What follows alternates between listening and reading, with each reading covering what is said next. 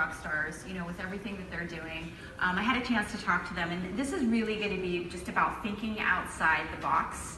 And it means having a vision. I think is really what that means, is really understanding where you want to go with your brand and being able to do that. So talk to me first. So this was kind of a question that I came up with, and I'm just going to do this really quickly. Who inspires you in your business? Each one of you. Okay. My company, Savvy & Company, we have 3 different owners, and they are amazing. I joined the company about 4.5 years ago. Didn't know much about real estate, and when I joined, they took control of me. They started me from the bottom, made me a rock star agent, and they treated me like I had been there for probably 20 years. And how do they do that?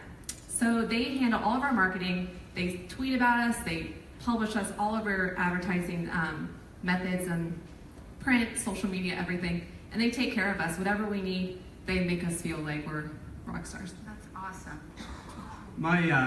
The broker owner of my company, who's here, that's a shameless plug, but I look up to him a lot, and for the kind of clouds side of it, I watch a lot of Gary Vaynerchuk. I think that's really good stuff to kind of keep an eye on, and then we do Tom Ferry coaching as well. And so for the accountability portion, those are the 3 people that kind of shape what I look for. I love that. So inspiration, accountability, and then how about you, Ben? The people that inspire me are, I guess, influencers that I see on the internet. Yeah, because it's amazing how they're able to capture the audience of so many people. Yes. And the Who's imagination. your favorite? My favorite, Gary's pretty awesome. Yeah. He's great. But I love hearing like Mark Zuckerberg come up and talk about his innovations, and obviously Elon Musk and what he's doing. He's innovating, and those inspiring, thoughtful people are really special. So how do you? So I think with you know, some of the biggest questions about thinking big, and it's kind of it's a big question, right? This really can be vague and lofty, but how do you take that and bring those visions back into your business? And just talk a little bit about what you do, because go ahead, you start. Well, it's funny you guys were talking about video. Yep. So because you're very into that in the tech, and you're very tech savvy. Thank you, yes. I was one of the first agents in my business to use video for all my real estate marketing. As a result, I started like 10 years ago, and as a result, I was an average agent in my office, and now I've sold almost $2 billion worth of real estate. And I noticed that, like you were talking about before, I would shoot a fancy video, using a crew for like $1,000 or $10,000. But then I found out if I just, pulled out my iPhone and went home and edited those videos on iMovie, they would get just as many views as an expensive video. And those videos were evergreen, and they would last forever.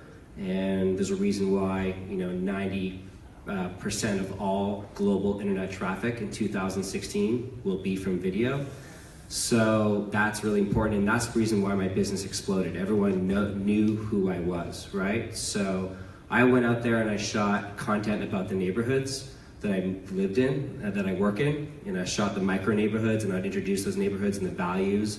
And I'd talk about, also I'd do listing videos, and I'd have an agent profile video, and all these are really important. But the problem that we all have here is that it's expensive, and we just don't, it's time consuming, and we don't know where to start. So, I created this app called Roof Shoot, and Wait, you created your own app? Yeah, I created my own app so I could shoot these videos, make them really easy. And the problem, what it does is it tells you exactly what to do. From like A through B, it says, give an introduction of the property. It says, give a walkthrough right here. Shoot something you just talked about. And it does it for 4 types of videos. It almost gives you the prompts. It tells you, it's just for real. Can other people get this app? Yeah, it's in this iTunes store? Yeah, you can go to roofshoot.com and put in the code CONNECT, and then you're all set up.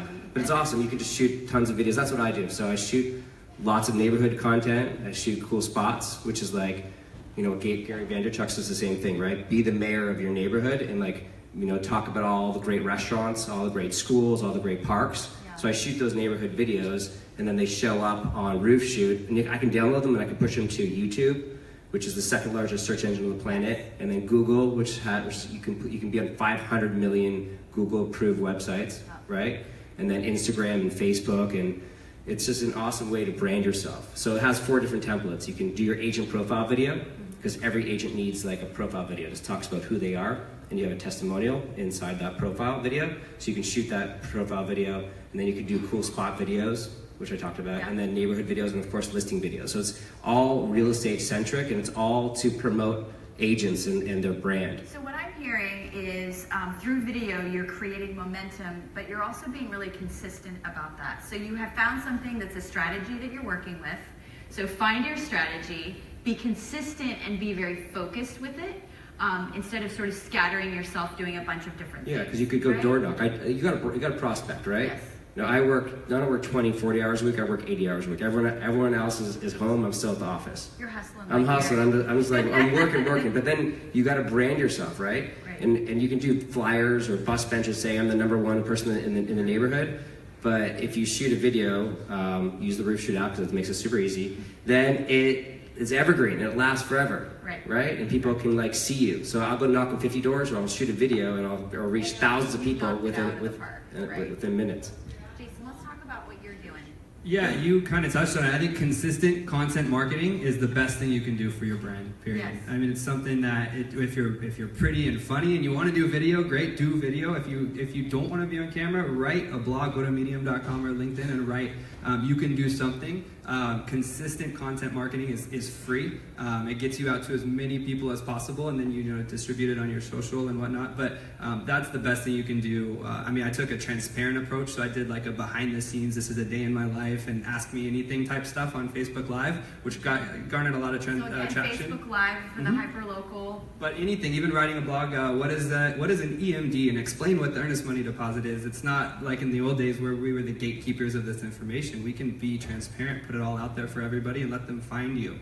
Well, and one of the things that I love about that, which is like real-time education, is that keeps people from, when they're in the moment and you want an answer to a question, when it's in your feed from someone that's an expert, then you become that expert. And so they start to see you as, you're the Googleable one, you're the one that people are going to skip over, go back to your Facebook page and see if they can find more information. I've even done that. I mean, I know thousands of agents, but I know the ones that send out the information that I'm looking for at any given time. So being able to be available and accessible with that kind of consistent contact marketing in real time really makes those moments of people finding you. It's like a thumb stopper. So that's really great. So tell us more about what you're doing. So I grew up in Honolulu, Hawaii. I moved to Los Angeles for college, and then I moved cross country to Mooresville, North Carolina, not knowing a single soul except my parents. And I kind of fell into real estate from a family friend. And I started basically with nothing. I didn't know anything about the Charlotte market. I knew nothing about branding or real estate. And I started from scratch. And when I joined the firm I'm at now, I made it a priority to brand myself with the color of our company. And it's a savvy blue is what we call it. All of our signs are blue. The house that... It's a Tiffany blue. It's a Tiffany blue. Yeah. The house that our office is at is blue. And so I made sure to make everything I did savvy blue. All my folders, my keychains.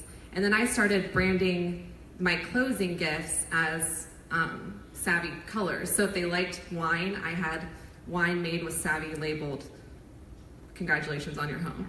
If they liked whiskey, I found whiskey and I found a little topper that was blue. And it became kind of a running joke that they knew that they were going to get a basket at the end of the closing with our colors. And I come to houses and housewarming parties and you see everything with the savvy blue, and it's great. I think it's been a hit so far. It's really, really great. So tell us a little bit more, because you're probably, one of the youngest starting agents here. But how quickly have you been able to scale that business with the results? So do you find yourself that you're struggling with things are going too fast? I need to add more to what I'm doing. Are you starting to think, wow, I am growing fast. Do I need to have more people on my team? So talk to me a little bit about your vision for the next year to 5 years. So my mom is retired, and she recently got her real estate license to become my assistant. So my mom is now my assistant, and she loves it. She actually wrote an offer today, so she was excited. Her own offer, not with me. And business has been good. The Charlotte market's very hot right now. We have $50,000 houses that sell within a day, over ask with 10 offers. So if you guys want a $50,000 house, come to Charlotte. That's where you can buy it. And It's been a lot of fun, but multiple offers and all that, it's been hard for my business, because you have clients who write 12 offers and they don't get a house. And eventually they give up and they just turn to renting, or they find a house that they're not in love with. But it's been good, and this year it's been one of my busiest years, and I'm excited for the next year with my mom on board. Awesome. Okay, so my last question, because we're going to wrap it up, is what do you do when you get stuck in your business? Have you ever run into that challenge where you feel stuck, like, I have so many things I want to do and I can't get them done? Or Go on a vacation. Go on a vacation. Because, yeah, you want to avoid burnout. I mean, anything like that, what are those obstacles and what do you use to get past those? Yeah, I don't know that I've gotten stuck in business yet. In content writing or doing, a video and keeping consistent, I've gotten stuck. Writer's block type stuff. I changed the medium. Last year I was doing a lot of content writing via blog, and I was just, because that was really easy for me, and I just got to a point where I felt like I was getting repetitive with what I was writing, so I switched to video. And I also started a podcast at the same time. So it was something that then took me, and by the way, anybody can do that. You can do that with a cell phone. I mean, it's not like I did this big thing, but doing that for like a month then kind of opened me up to new ideas to come back and write later too. So just switch the medium a little bit to keep it fresh. Great, so it's kind of like when you hit a plateau, think of it like a plateau, not that you're stuck, and then just change things up a little bit and then move forward with some new ideas. I used to support agents and brokers. I started a business a long time ago, and that was one of the things that I was always faced with, was agents that would just get bogged down in having too many projects that they wanted to accomplish, too many things that they wanted to do. So if you take away anything from today, it's find the one thing that you can start with, next week after you've recovered from this week. And start to make a move on breaking down those tasks in small ways that you can continue to move your vision forward. And don't be afraid to keep thinking that way, right? Yeah. Any last words? Stuck. What do you do when you're stuck? My team, I'm telling them to go door knock and go prospect, and obviously do open houses.